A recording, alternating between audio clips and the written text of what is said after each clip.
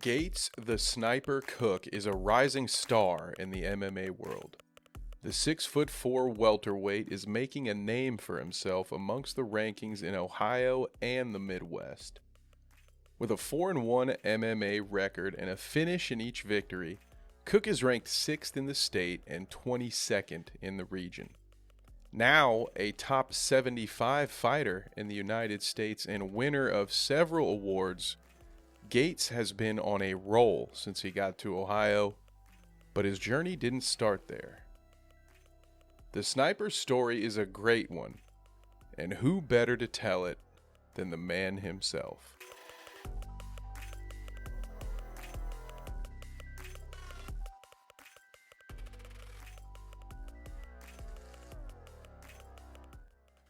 All right. Well, Gates, thank you so much for taking the time to talk with me today. I know you've got another fight coming up, but it's a special time of year for all sports fans. NFL Week 1 right around the corner. So I wanted to start by asking you, who's your team and how are you feeling about their season? Thank you for having me. And the Ravens are obviously my team because that's where I'm from. But we just had a tough, super tough loss week 1. We lost over a big toe being out of bounds to tie the game up last possession of the game. So yeah, not a good start to the NFL season for Gates. But well, I got hope. I think it's going to be a good season for the Baltimore Ravens. I do too. And this is true. You can fact check this. I am not just doing this because you're here with me. I have the Ravens going to the Super Bowl this year. Hey, there we I go. This think guy they gets are, it. This woo, guy gets it. dude, they are tough. And They got some weapons. yeah, man. And if they had a couple of chances in that week 1 game, Yeah. the play before even the infamous toe now. Yep. So a lot of people saying, I bet likely will wear white cleats going forward. Make it a little tougher. It was, man. It literally was like a quarter, maybe a quarter of an inch over. It was insane. I was It, excited. I was jumping up and down, and they called it back, and that kind of just ruined my night. I was like, ah. yeah, it's brutal. I feel that right before we jumped into the recording, my college team, Notre Dame, just lost to Northern Illinois. So they have their Oh, big week 1 win, and then oh man. they lose to a MAC school. And it's not even the MAC school I went to. So it's like a double wound for me because Yeah. now I'm little brother again in the alma mater. So, uh, so we both have a love for football, but what I really was excited to talk to you about is a different sport that's not quite it's not quite time for that yet, but it's right around the corner. I know you were a basketball player. I believe you were a sniper there first, right? On the court? Yeah. So the crazy thing about the basketball journey is when I came down to Ohio, I had two things on my mind. It was one, a chance at trying fight and becoming a fighter, but my original, truly original plan was to come over here and play basketball for a semi-pro team. And my first day here, I went and played. One of my teammates actually, Ramel Torn. He's a professional boxer as well. Just kind of showing him like, hey, bro, like I can hoop, bro. Like I really can hoop. Like man, like if you know somebody, get me on. And we played 1-on-1. I'm not gonna say what happened, but just know that he after that game, he knew I was good, and he actually did make a call for me and reached out. But that same day, I went and sparred for the first time, and that was all she wrote after I started sparring, man. Started fighting, and that's where we're at now. That is a crazy part to your story. I love that. And I'm going to come right back to that here in a second. I'm going to selfishly talk about basketball with you for another minute Let's before we do it. pivot. But I didn't know that detail because I knew you were a player. But that's so cool. I didn't realize that you were still on that track and that you just fell in love with fighting. Yep. That's an amazing twist. So, let's just say, for instance, that hadn't happened, or something, the things just change and you are still actively playing hoops today. If that was still your lead sport, what kind of player would you be? I found my game transitioned over the years. I used to be just a pure shooter, and then I just loved being a point guard, right? I got so much more fun out of setting guys up. Would you be running Uh, around off screens popping threes, or to be honest, I think as I got older, my body matured more. Like even throughout high school, like when I first started, in like 10th grade. I was playing. I got brought up to varsity to play with the older guys just because the coach believed in me, and he let me run the summer league games or whatever. And I just was a spot up shooter. But when I came into 10th grade and I grew to about, I want to say I grew to 10th to 11th, I went from like 6 foot to like 6'2". I was like, all right, I'm a decent size now. Like I'm gonna start putting the ball on the ground, and I became a very score first guard. I actually led the county in threes my 11th and 12th grade year, and I made all state and all division 12th grade year. 11th grade was all division only, but I'm a score first guard for sure, but I also take pride in defense. Defense is kind of my priority just because I want to be able to, I don't know, man. It's kind of like fighting. Something about just literally dismantling another grown man, like making him feel like, hey, bro, you work hard, but it's not what I do. You know what I mean? Like there's levels to this. I just took so much pride in shutting somebody down. So I would say I'm a score first, a two way player. Yep, I'm a two-way player. That's what I would say. Yep, I can put the I ball in the basket and I can stop somebody from doing it. I love that. That there was something about that defensive pride. I don't have the fighting experience to equate it to, but yeah, there is something about just knowing going into a game like, hey, this guy's their best shooter. You're going to be following him around all night, and then Yeah, just I sticking in his actually hip pocket. I do got a crazy memory in high school. I remember this is probably one of my favorite basketball memories I have. We were playing Delaney High School. It was my 11th grade year, and we were playing ESPN top 10 ranked Shea Evans. Okay, I'm sure he's at a Division 1 college now or whatever. But and it's on my huddle. It's still on my highlights. He's averaging like probably like 25. We played not a boxing one. We ran man defense the whole game. I held him to 2 points, and I think I dropped like 26 on them. We ended up losing by like 1 point in overtime, but one of my best performances, man. I had college coaches coming up to me that were there to see him just to let me know how good I played. And if I'd have focused a little bit more in school, man, had better grades, ball could have went a complete different story. But I was a knucklehead. But that is one of my favorite memories from high school. I remember just shutting down the top 10 ESPN ranked player was just like one of the like pinnacle moments of my basketball career. That is amazing. Yeah, that's man. So you've got some skill out there on the court. One day we'll have to get together Oh and yeah, play for some sure, horse with for no sure. cameras allowed. All right, so I can at least tell people I held my own for a little while. All right, right. Nobody's seen it. Nobody will believe it. Yeah, exactly. Oh, that is great. Well, I love the basketball background. I'm sure it may come up again as we talk about some things. But I want to go back to that moment with you because one of the questions almost every time, right? I know some of your story. We've talked before. We've done interviews, live interviews before pay-per-views. But for the folks at home meeting you the first time, you always have to ask, how'd you get started into doing this? And you've alluded to it already. You came in here. So if any more of that part of the story that you want to share, but I would love to hear more about that first sparring session because you said you made it at least sound like that it won you over, almost like a love at first fight kind of deal.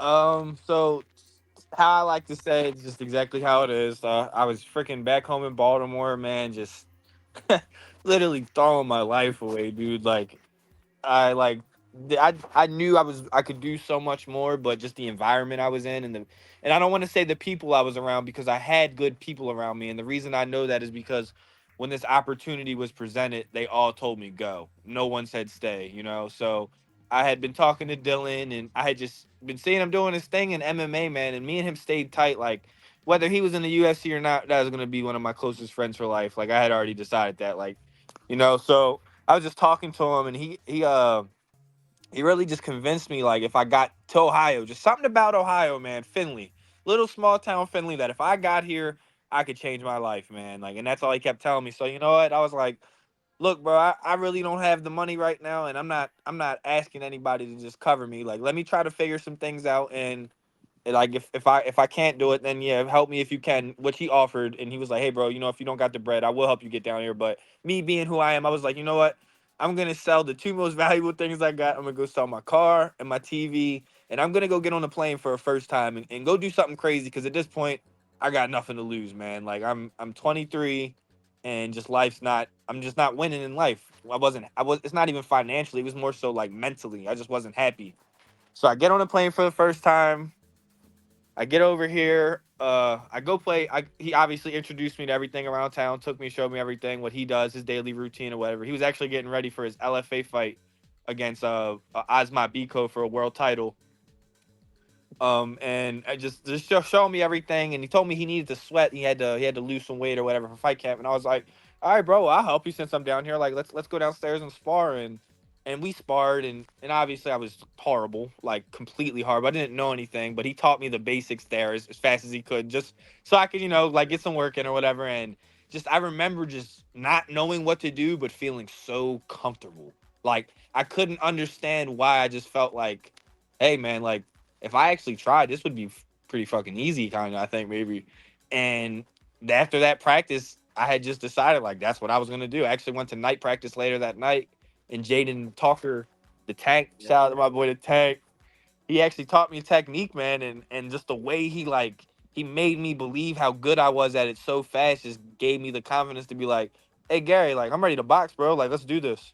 Like I just want to box. And Gary looked at me and he was like, nah, you're gonna be an MMA fighter. So Yeah, he like saw that reach, right? right He's like, with away, that man. frame, come on, man. Yeah, right away. They were like, he was like, how much do you weigh? And I was like 155 pounds. He's like, oh man. He's like, you're gonna put on a lot of muscle. And literally 3 weeks in, man, I was walking around at like 172, 170. Like I put on weight. Damn. I put on weight fast. Now I walk around like 183, 184. So yeah, man, it just swept me off my feet. That's just how it happened. That I love that story. That's awesome. There aren't many things in life that me personally that I've been able to pick up and be like, oh, I'm just good at this. I had a friend back in the day, the first time I ever played golf with him, just whatever, I somehow, suck some at way. golf. I hate golf. I had to switch to disc golf because at least then it doesn't cost me I as much haven't tried money. that yet. That sounds fun. Oh, it's a lot more fun. It's Yeah. easier to find your stuff when you lose it in the woods. Nice. It doesn't cost you any money to play. But yeah, sometimes you just find something and you're naturally gifted at it. That's a blessing that you're in that situation. And yeah, those guys over at Demolition Fight Team, I know they're great. I have met probably not all of them.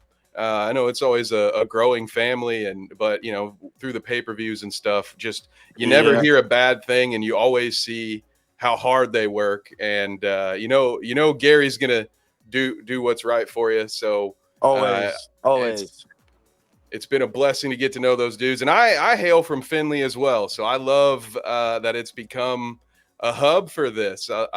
It makes me proud to hear that Findlay's doing well and getting on the map. So you talked about boxing, and now when you got into, I assume, is that where you started then? Even though Gary knew and Yeah. you knew you were So going to so MMA, the was plan boxing the was, base?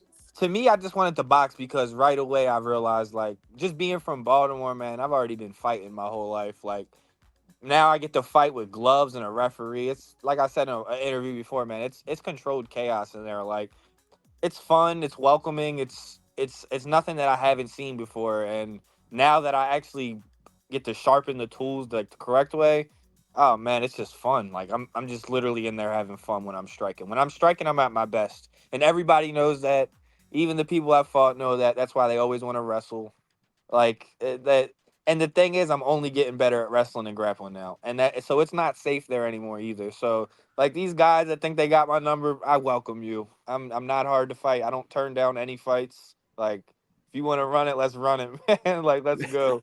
Come test your iron versus mine. I think mine's a little sharper. That has been true. I mean, you've got a few submissions under your belt now at this point, Oh right? yeah, I decided right away if these guys want to. I hate to say it, but if they want to fucking, oh my bad, if they You're all gotta, right. you got to bleep that. They want to crotch. You might got to bleep this too. If they want to crotch sniff, they can. But I literally will find your neck, and I won't break it because I can go to jail for that. But I will shut your air off.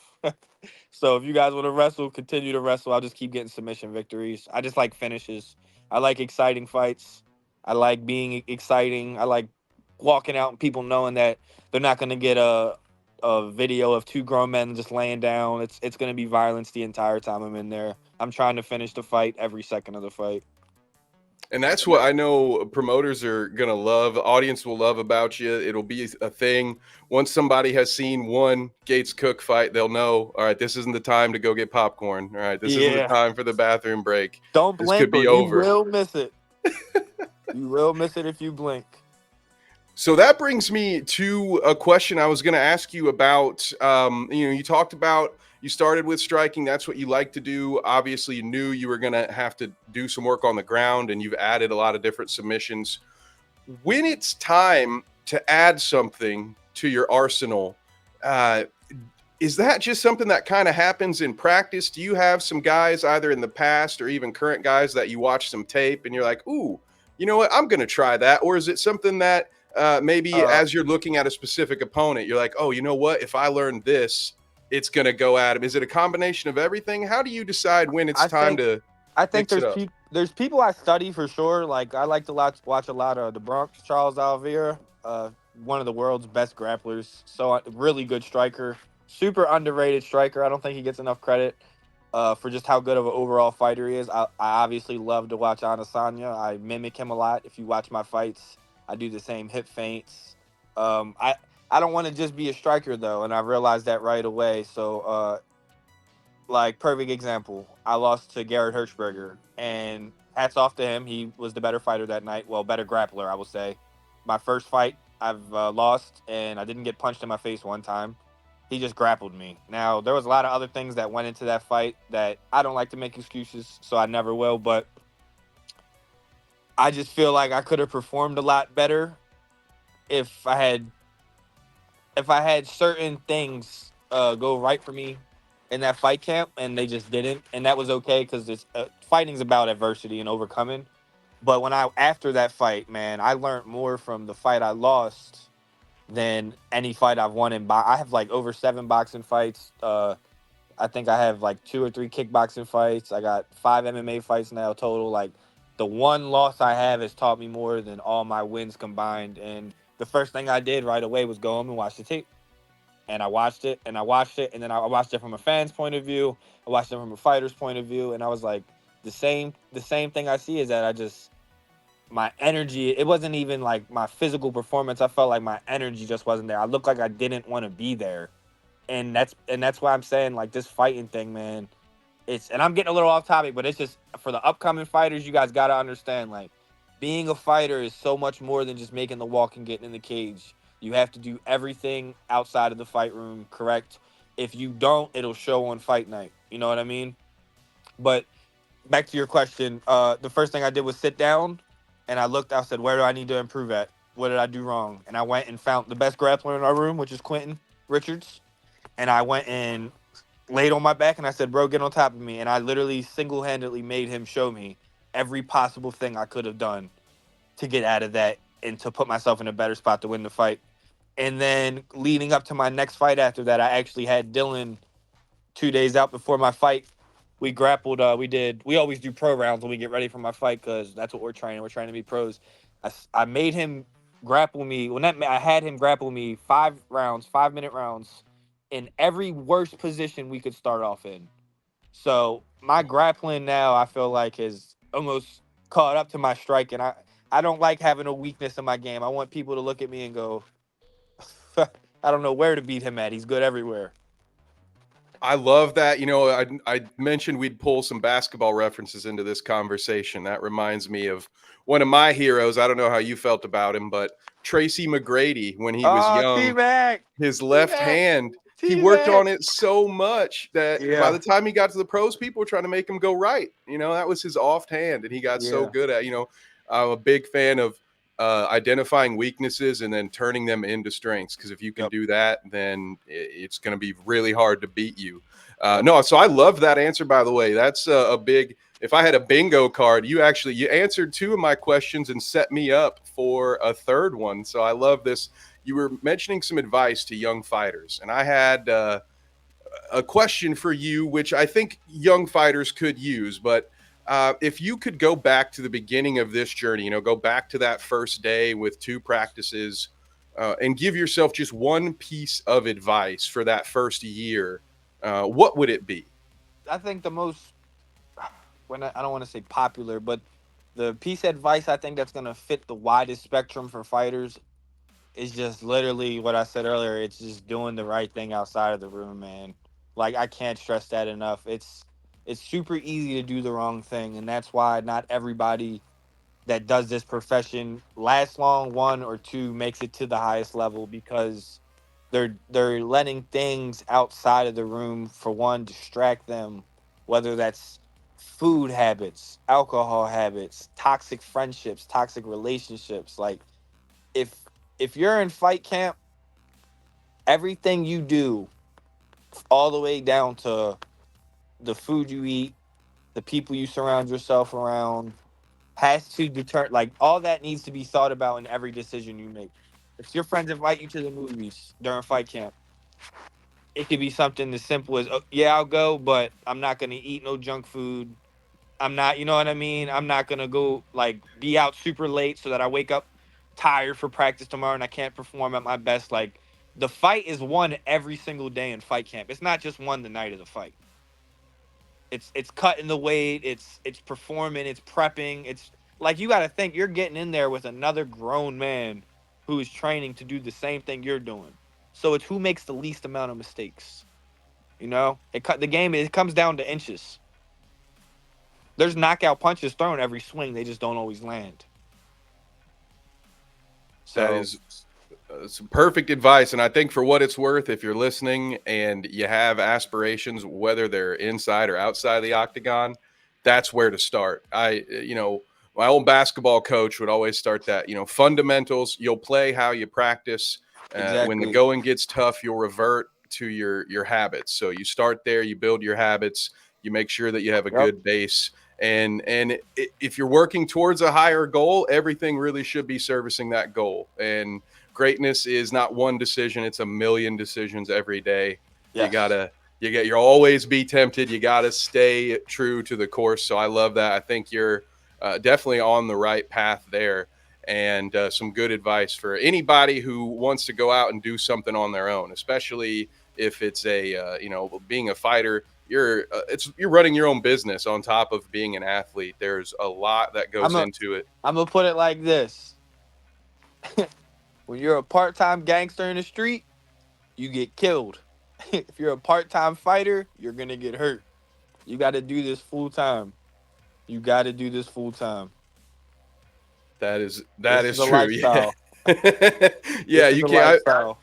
We've seen, at the some of the lower levels with the amateurs and stuff. Every once in a while you see some guys that come in, and not everybody who thinks they want to be, well, really anything in life, but not everybody who thinks they want to be a fighter really wants to be a fighter, and you can usually tell Yeah. in those first couple of events if they're gonna belong for this world or not. Because Yep. it's a lifestyle, like you It said. ain't for every. It's not for everyone, and that's okay though. Like people can embrace doing what they do. Like one thing, like another thing, like that I see a lot is like a lot of fighters, they call people like their fans. I don't like to use the word fans because at the end of the day, I think people are supporters. You know what I mean? Like you're not, like, perfect example. If your friend works at a job, you're not a fan of his job. You support that he works at his job. Just like they support that you fight. I don't think that we're better than anybody. I don't think that we're below anybody. I just think it takes a different type of person to go get in the cage. Because I feel like, not me personally, but I've seen a lot of feedback towards fighters like that. They just think like they're above people, and it's like, yeah, bro, we're not above you, but like the things we do are at a crazy rate. Like we're doing something that not a lot of people would do, you know. And even as an amateur, you're not getting paid to fight, you know. Like you're not getting money to go in there. And even as a pro, sometimes, man, like the damage you take, is it really worth it? And and that all depends on who you are as a person and where you're trying to get in this sport. And that leads me back to, you got to do this full time all the time. Yeah, and it's unfortunate when you see those fans that they react to fighters maybe having that attitude or approach. It's another thing to keep in mind, guys, that these are dudes and gals that have to be supremely confident at all time, and every once in a while you might have to cross that line into cocky because you need to believe in yourself. It's just Yeah. you against you and the other person in there. Because, like you point out, Gates, the hardest battle sometimes is just between the ears Yeah, before you even get into the cage. So, yeah, yeah, if you need to have a little bit of bravado to get yourself there, that's okay. We're all doing it at some point or another. yeah. We've all been terrified to do something, and you just got to keep walking forward. But fighters don't have the luxury of being able to be like, oh, yeah, dude, I'm scared shitless right now. It's got to be like, Nah, nah, man, yeah, I you got, got this. I'm gonna yeah, knock him out. Like yeah. no, you're And not. then You're not. and then Oh, go ahead. it just gets worse, man. Because when you get to the highest level, you get ridiculed, bro. You just get ridiculed if you win. You got lucky, or you like. There's gonna be people that say negative things all the time. Like no matter good or bad what you do, no matter where you come from, there's people that are just gonna hate you just because you're you and they're home sitting on their couch. So And that's usually where the hate comes from too. keyboard Where it's warriors, keyboard yep, warriors is what I call them. And just just to keep like, it moving. just for the people that are watching this, because there's gonna be people that watch this that don't like me, and that's okay. I just want you guys to know that we, the fighters, we got like us. We're the people who are getting in there. We're making the walk. We're putting it on the line, not you guys. And we appreciate your advice, but it's not that we really are gonna take your advice because you guys work a job 9 to 5. We don't come to your job and tell you how to work your job. So like we appreciate the support, but understand like we're the ones getting in there putting it on the line, not you guys. We appreciate y'all support though, but just have some respect, win or lose after a fight. Like we're the ones that's putting it on the line. Remember that.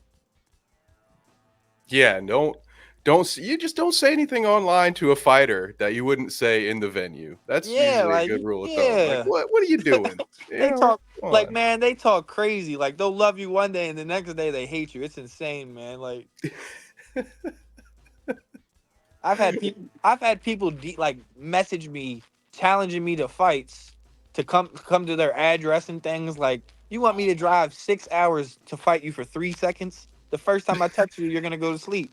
And Like, for no money too. and it's Like, not come even on. that I'm being cocky. It's just literally I wake up and train to hurt people. You wake up and train to do whatever you do in your profession that's not fighting. So like,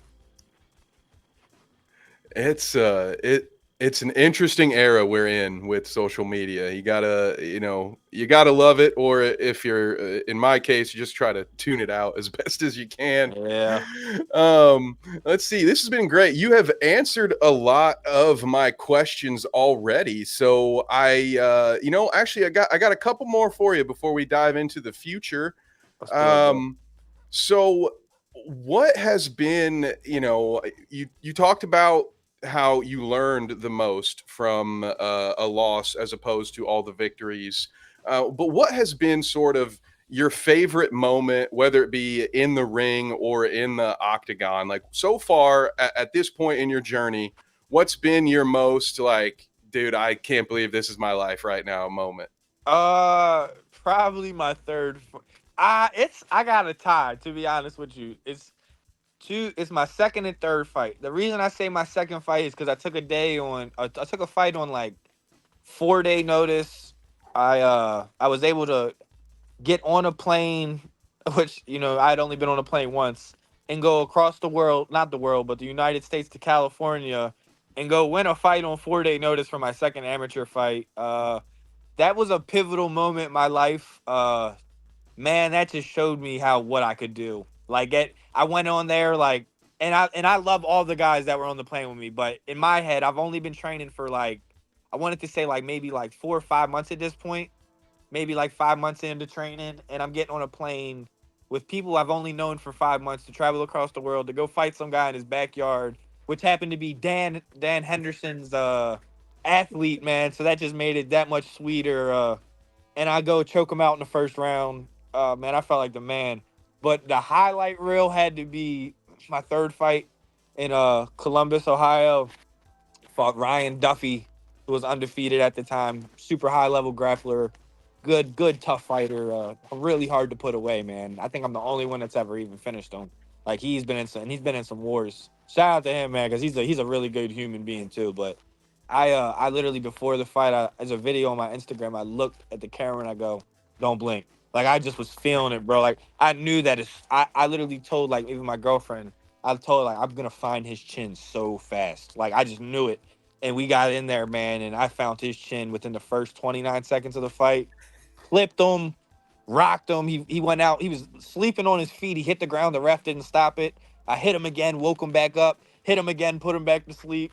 Ref pulled me off. I just jumped on the cage, and I think I shot like, I think I did like a shooting, like a bow and arrow thing out into the crowd, man. Like, I just remember being on top of the cage, feeling like, wow, I could get used to this feeling, man. Like, this is what I'm here for. Like, that was a crazy moment. I remember my mom was at a wedding, and she sent me a video of the entire wedding crowd watching my fight, just going nuts when I won. It was like, it was probably one of the coolest moments I've ever had in my fighting career. That would be. I can understand why you've got two, Yeah, because that first one, especially with the name, he was that Dan undefeated, and Henderson, he was undefeated too. man, My and opponent, my combined opponent record is like, I want to say it's like 10-2, 11-2. I haven't had no easy fights. I haven't fought any pudges. Everybody I fought has had at least 3 to 5 more years experience, and at least one or two more fights than me. So I haven't had no easy route. I don't want the easy route. I'm hoping my next fight is against some undefeated guy in their hometown, so I can go silence the crowd. I live for that stuff. you like playing the villain. Love it. Do you appreciate that more than being in front of your hometown crowd? Do you Oh yeah, prefer I to love it. silence the I crowd? love cause when you fight in your hometown, and I love fighting. If I ever did get to fight in Baltimore, man, I'd sell out that arena, whatever arena it is, by ease. But even in Ohio, I've gained a lot of family and friends here. So of course I love performing in front of them, like at venue and stuff. But nothing's better than walking into a room and nobody likes you, and when you leave, they got no choice but to love you just because you're a good fighter, man. Like nothing's better than that. That would be, I love playing the villain, although a little different, back in the basketball days. I do remember Yeah. getting in trouble for shushing a raucous crowd one time on the away game. I didn't get to ride the bus home from that game. I had to ride with dad on that one. It's bad when that happens. Yeah. So you mentioned your upcoming fight. I wanted to ask you about that. Do you have the details for the next one yet? So it's really vague right now. I don't have too many details. I don't have an opponent's name yet. I'm coming off of a hand injury. I broke my fifth metacarpal. It's almost fully healed up now. It's at the last stages of healing. I just know that we will be fighting in November for sure. That is our set fight. We're looking to fight in November, and we're looking to fight early in the beginning of the year, and then make the transition to pro around I think coach said April, but I'm in no rush, man. I'm still 24 years young. I don't want to rush the process to get turning pro. I do feel as if I'm ready for pro, but there's always room for improvement. I want to get to the pro level and dominate. I don't want to get there and just beat the regional scene. I'm going to go I'm going to tell you what I'm going to do. I'm going to go pro. I'm going to be 5-0 as a pro with 5 finishes, and give Dana White and Nick Maynard and Sean Shelby no choice but to call Gary Young and tell them they want me on Contender Series. And then I'm gonna go put on a performance of a lifetime and get a first round finish on Contender Series and establish myself in the UFC by 2026. And I will be world champ by 2028.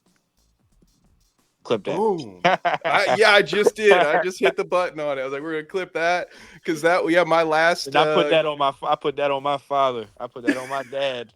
And I put that on Chipper. UFC by 2026, champ by 2028. I love it. That complete. Yeah, my final question for you was, what are your goals for 2025? You got it laid out. You got the 5-year plan for me. I love Yes, it. sir. That's the way to do it. You have long-term goals with short-term goals intermittently laid out. I think you've got everything going your way right now. Obviously, we've talked before behind the scenes as well. You're a great guy. Love having conversations with you. Got a good head on your shoulders, and clearly some skill in the octagon at this point. Is there anything else that you would want to share with the folks at home, or any parting words for your supporters? Uh, I appreciate all you guys, my supporters. Shout out to my supporters, my family, my friends, my Lord Savior Jesus Christ. Of course, man, we couldn't be doing this journey without any of you guys. my sponsors, man, I want to give them the biggest shout out.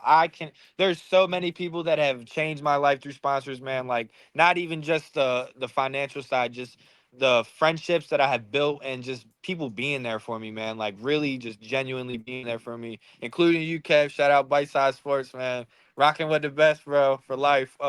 Shout out to you guys, man. Like without you, none of this is possible. I would still be probably throwing my life away. You guys make my life a lot easier and help me be able to chase this MMA dream full time. So shout out to all you guys. You're gonna be listed below. I appreciate all you guys. I love you guys. You guys make this dream come true. And thank you so much. And I appreciate me personally and Bite Size Sports as a team. We appreciate working with you. And I always, like I said, I enjoy getting to talk with you whenever Carnage Media has an event and you're there. I try not to bother you guys when you're working. So I try to only come talk to you on a night when you're not fighting, but it's always a great time. So thank you so much for allowing us to be around for the journey. So the next time we do this, I'm coming to you and I'm coming with cameras. All right. We're going to do it full production style. All right, let's do it, bro. We can do it. Show you guys a day in the life of the sniper.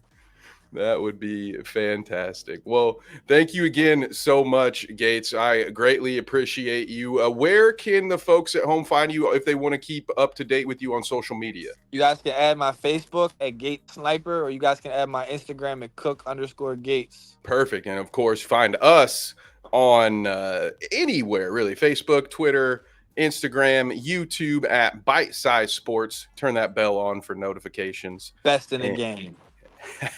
We appreciate you. And of course, Carnage Media, where we will be hopefully calling some of Gates's fights before he moves into those pro ranks. Shout out Carnage Media. Shout out to the boys, Zach, Wade, and Clayton over there at Carnage Media. Well, guys. Well, Gates, I won't take up any more of your time, sir. Once again, thank you so much for being with us. And a big thank you to you watching at home as well. If you liked the video, please leave us a thumbs up. Subscribe for more interviews, podcasts, and live streams. And if you want to see more of Gates on Bite Size Sports, please leave us a comment and let us know. And until next time, thank you. Take care.